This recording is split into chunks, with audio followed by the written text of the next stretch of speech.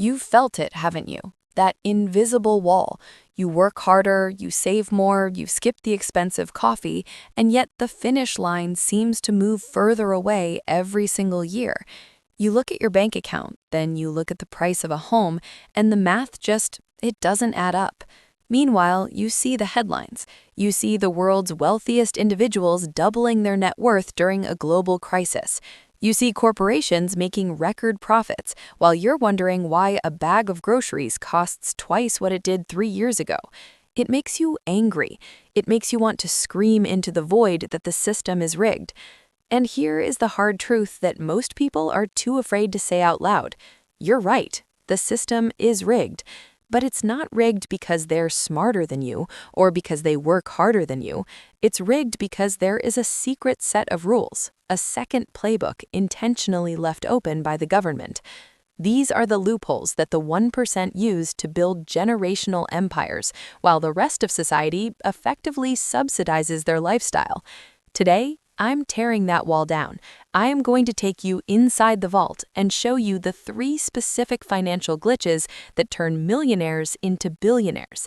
And more importantly, I'm going to show you how a regular investor, starting exactly where you are, can begin to use these exact same strategies to stop bleeding cash and start building a legacy.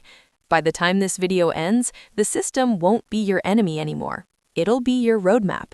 But to understand the finish line, we have to start with the most powerful tool in the arsenal, the loophole that allows the rich to buy entire city blocks without ever spending a single dime of their own money. This is the mechanism of the infinite property swap. Imagine for a second that you buy a small rental property for $200,000. You put in the work, you manage the tenants, and 5 years later, the market explodes. That property is now worth $500,000. You've done it. You've made $300,000 in profit. You decide it's time to level up, to sell that house and buy a massive apartment complex that will finally give you true financial freedom. But the moment you go to sell, a hand reaches out and grabs you by the shoulder. It's the IRS. They want their cut. In the United States, that's a capital gains tax of up to 20%, plus state taxes, plus depreciation recapture. Suddenly, that $300,000 gain is missing $60,000, $70,000, maybe $80,000. Your growth hasn't just slowed down, it's been decapitated. But the wealthy? They don't play that game.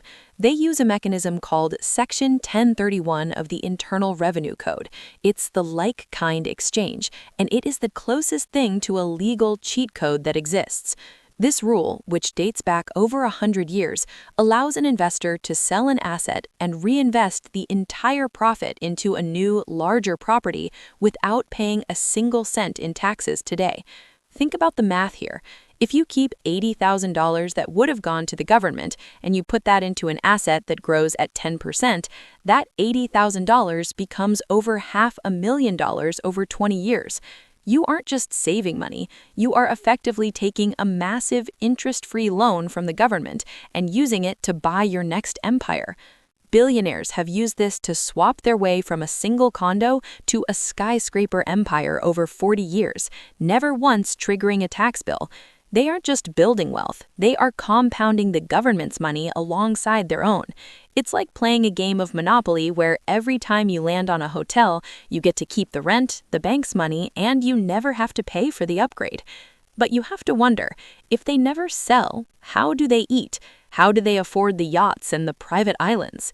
This brings us to the second phase of the machine, a strategy so powerful it makes the traditional concept of income look like a scam for the middle class. It's called buy, borrow, die. If you or I want $100,000 to buy a car, we work, we earn a salary, we pay 40% in taxes, and we keep what's left.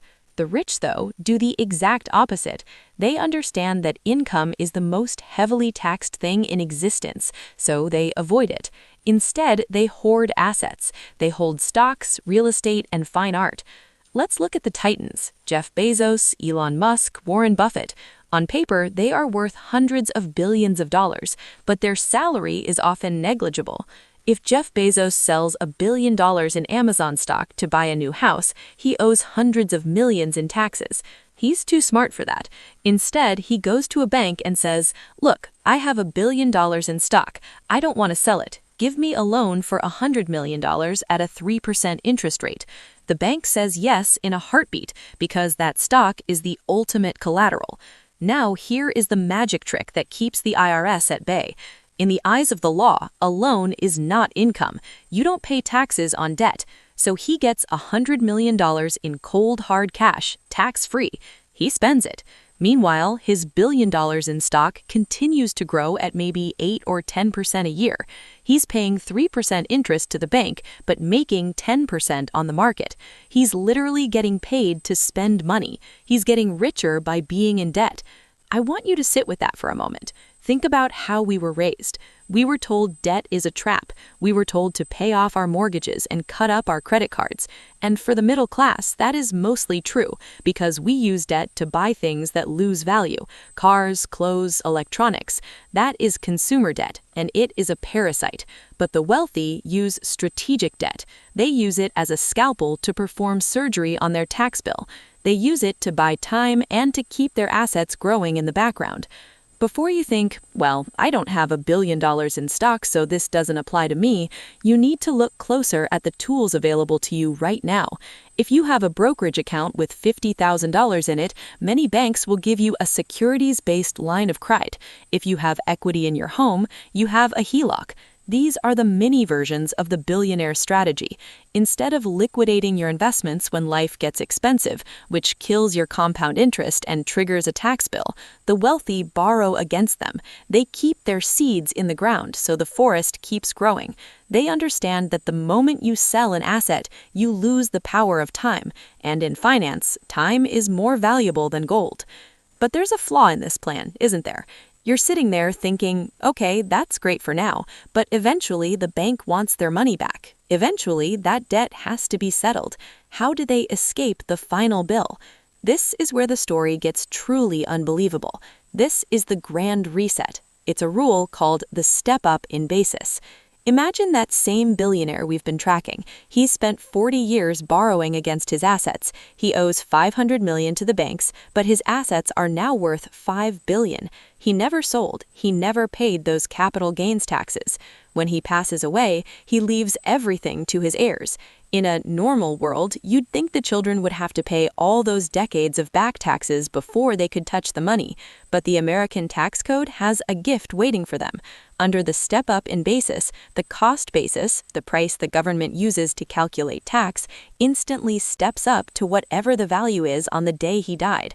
If he bought the stock for $1 and it's now worth $1,000, that $999 of profit is simply erased.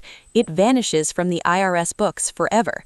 The children can sell a small portion of the stock the next day, pay off the bank loans with tax-free money, and walk away with billions of dollars without ever paying a single cent of the tax their father avoided for 40 years.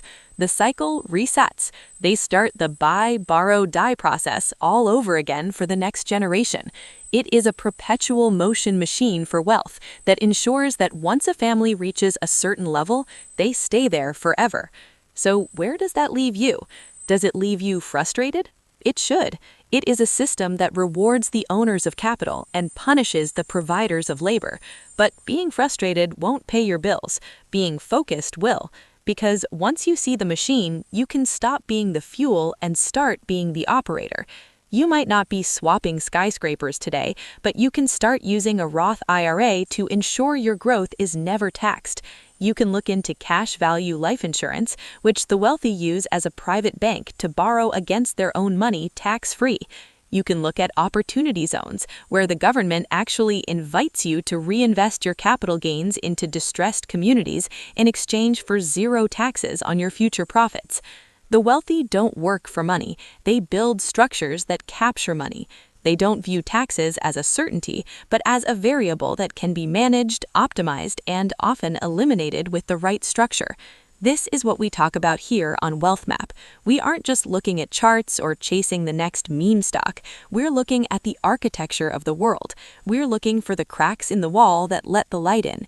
If this deep dive opened your eyes, then you are finally ready for the next level, because there's another tax that's even more dangerous than the IRS, one that doesn't require a law to be passed.